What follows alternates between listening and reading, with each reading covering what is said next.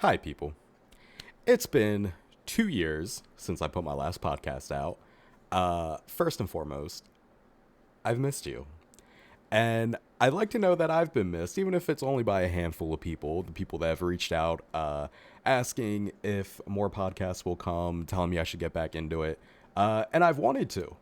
I've wanted to. Life's been busy, man. What's happened in the last 2 years? My little baby boy was born.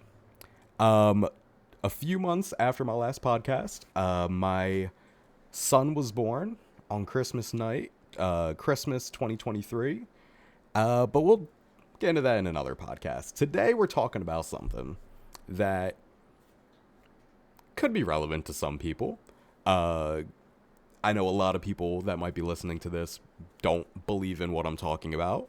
Some people maybe have never had experiences, but they're super into this.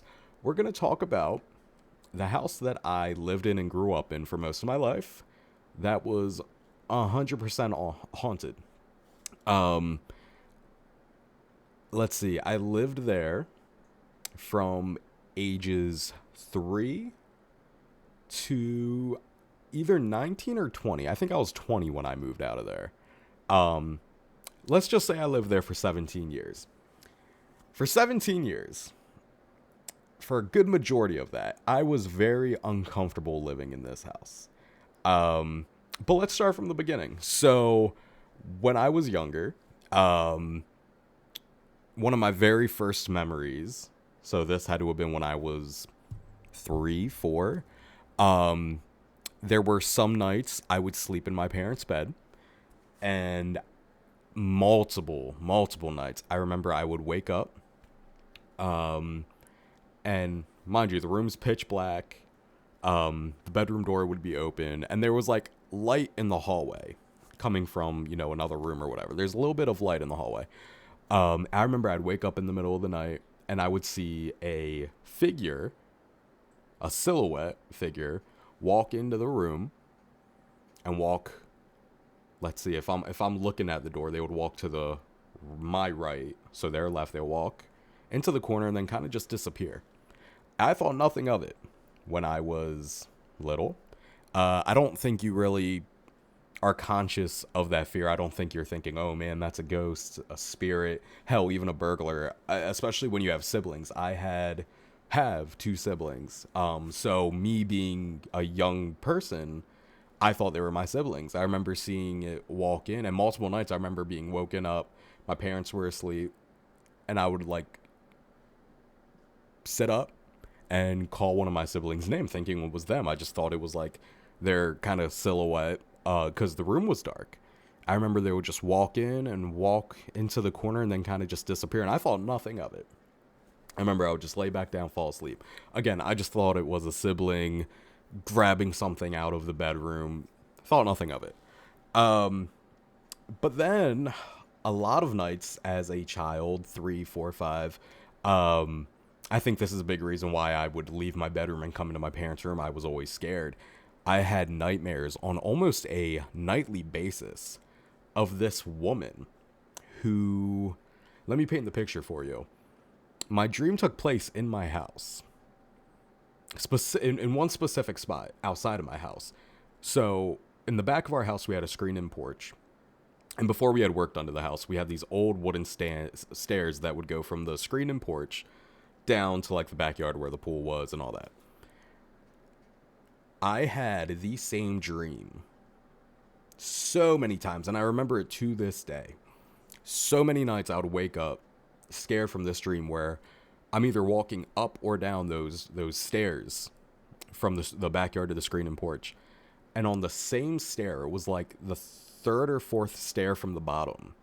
If I stepped on that stair in my dream, there would be this woman who just had this creepy face, and it was always the same woman every single time on the same exact stair. So look, I've never done the research to see if somebody ever died in this house before we moved in, or like on this property before the house was built. I have no idea.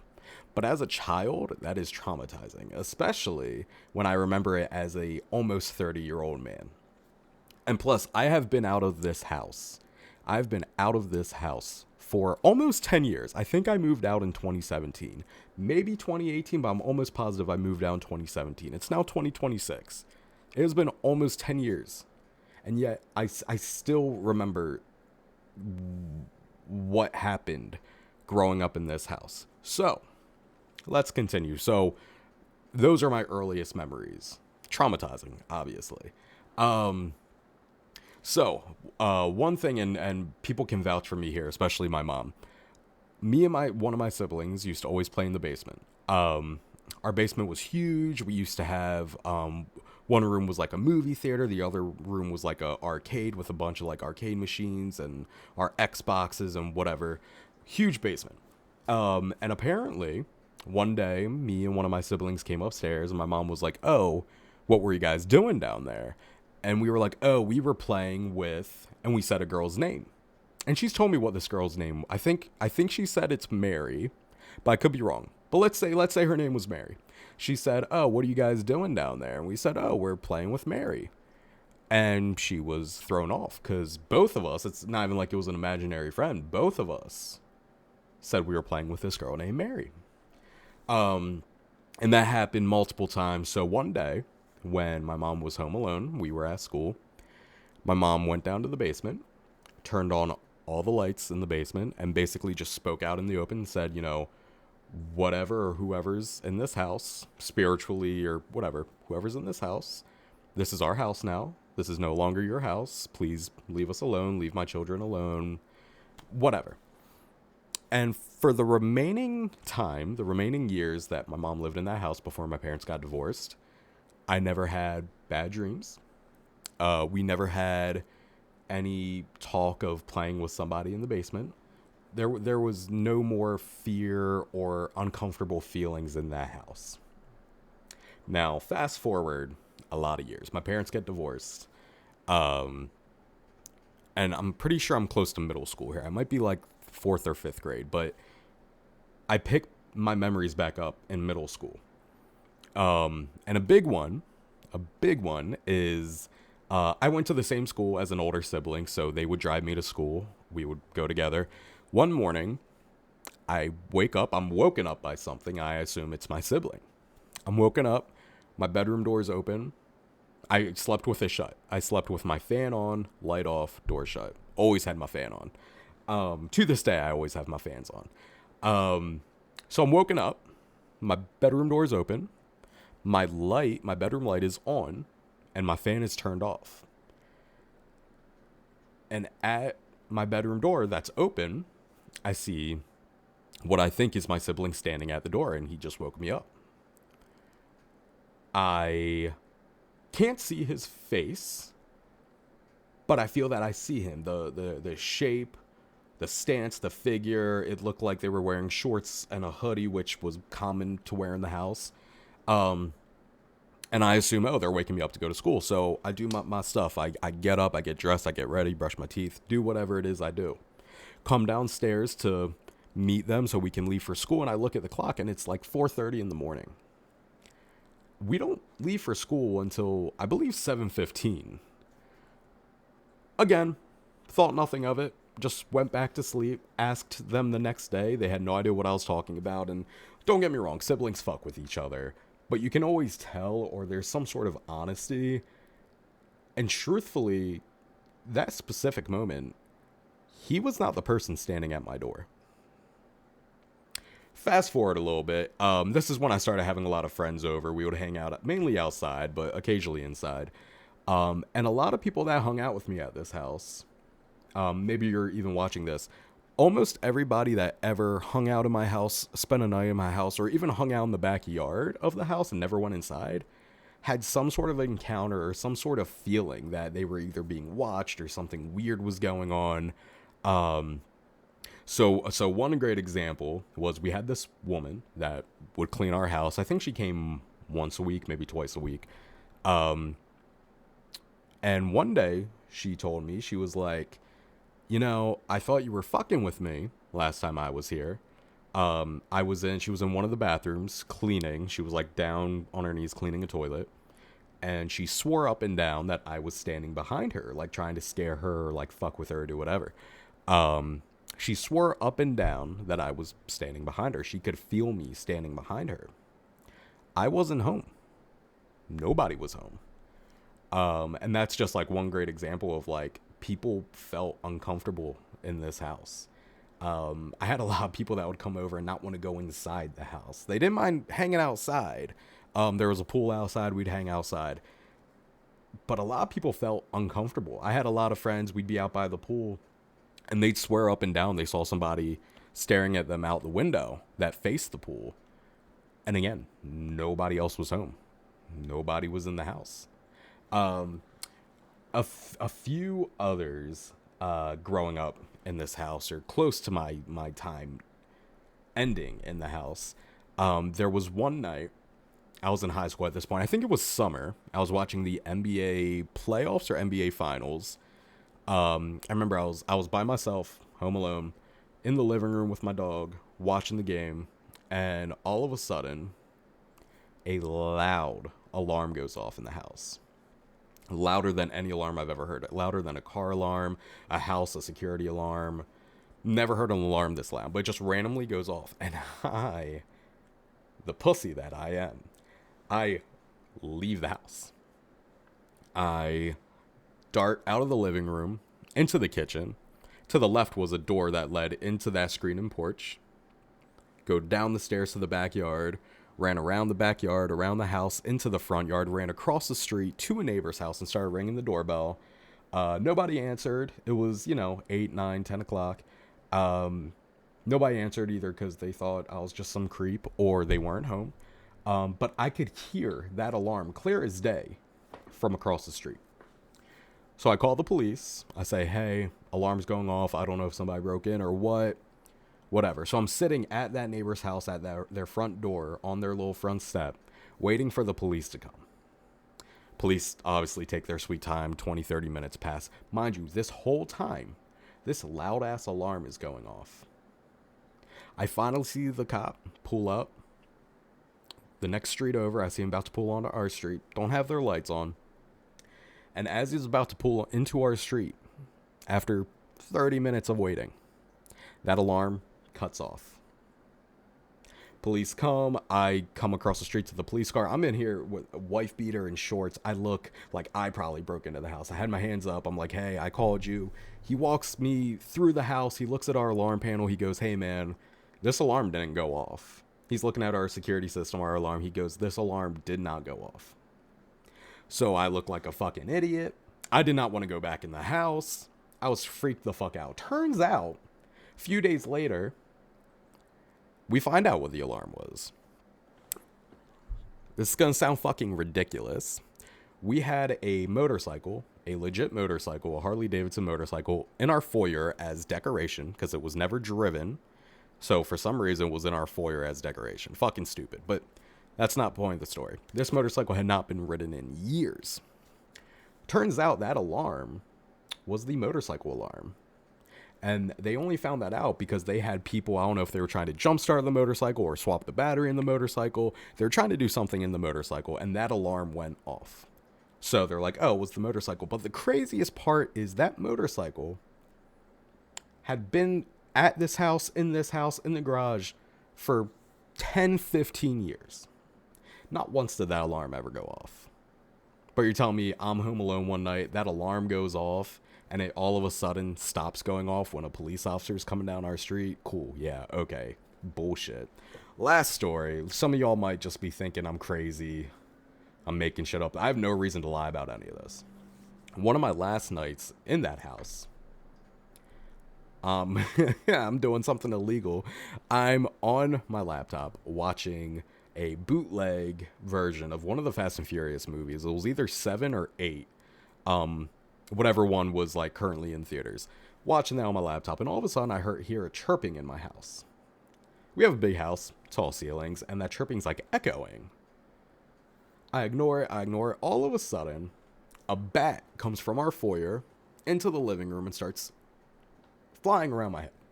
A fucking bat. I have never experienced that in the 17 years I lived in that house. A bat flying around in the house. Over my fucking head.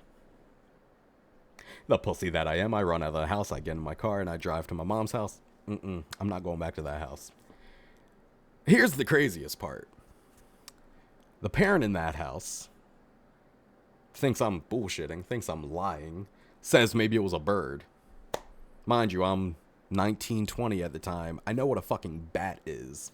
So he has his contractors come out the next day. Contractors who have done work for my family for years. Very nice people, very kind people.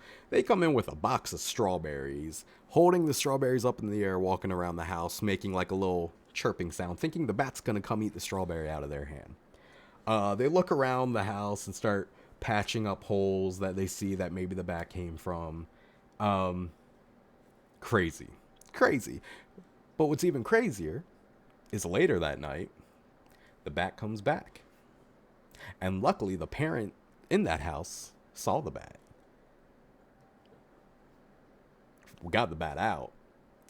And that was my last night living in that house. But to this day, I have been out of that house for close to 10 years. I have never experienced the feeling of being watched, having somebody behind me or like right on me at all times, feeling that like I am not alone, even though I was in that house alone majority of the time. I've never felt anything like that ever since I left that house. It is not a fun feeling. It is a creepy feeling. And I remember I was never allowed to talk about it, especially towards the end. I was never allowed to talk about it because we were getting ready to sell the house. They didn't want it to be an issue selling the house. They didn't, which is crazy because to me, I feel like there's a market for haunted houses or houses with some sort of energy in it. I feel like there's a solid market where people want that. Maybe I'm wrong, but I wasn't allowed to talk about it. I remember I posted a video of the bat because the second night when other people realized a bat was in this house, I took a video of the bat flying from outside. You could see it through the window. I took a video and I posted it on Facebook, and immediately I was told to delete that because it could interfere with trying to sell this house. But to this day, I still have nightmares of that house. I have nightmares being in that house, being who I am now, the almost 30-year-old man in that house, and just feeling. I can't even describe the feeling, man. And like I said, this might be relevant to some of you. Some of you might not believe in this kind of stuff, which is cool. And some of you might just have never experienced it, but you might be into this kind of shit. I love this kind of shit. I love horror movies. I love scary movies. My wife hates it. She won't watch them with me. If she sees I'm watching them, she won't even be in the same room as me, but she also won't be on the same floor of the house as me if I'm watching a scary movie. But I love it. I find it so very interesting. Obviously, a lot of those scary movies, even if they're based on a true story, they're obviously fabricated to entertain people. So I'm not trying to make it seem like my experiences in this house were what you see in scary movies, because they weren't. They were nothing like that. I don't believe that's a thing. But if you're watching this, if you ever spend time with me in that house, you know what house it is because I spent majority of my life there. I know for a fact because people have told me that they either saw something or felt something, or just people were not comfortable in that house. And I am very curious, and I wish I could just know from the people that are in that house now. I just want to know, like, do you experience that? Do you feel it? I know I wasn't crazy. I know my mom felt it. I know I had siblings feel it. I had friends feel it. The woman that cleaned our house felt it. I know I'm not crazy, but I'm just curious if the people in that house now also experience it, or did that energy leave the house along with certain negative people that were in that house? I don't know, man, but yeah, to this day, not very often, but to this day, I have nightmares of just being back in that house and feeling those feelings, and my God, it is horrible. But yeah, glad this could be the podcast that starts us off after 2 years. I'm gonna do my best to be on this a little more frequently, not weekly like I used to be, but not every 2 years as well. It's been real, guys. It's been fun. I missed you. with that being said, stay beautiful, stay golden. I forget what I used to say, but I know I always finish with peace out, Girl Scouts.